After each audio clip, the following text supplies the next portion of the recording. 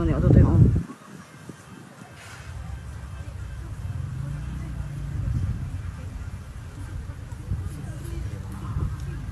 Weh, dekat kapal tu, Tak ada, dia lalu. Ui, kapal tengah angkat. Bodoh lah Mirun ni. Sabar, belum habis lagi angin ni.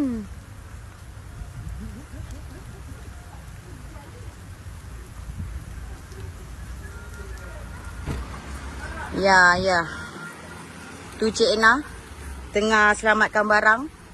Takut angin sampai.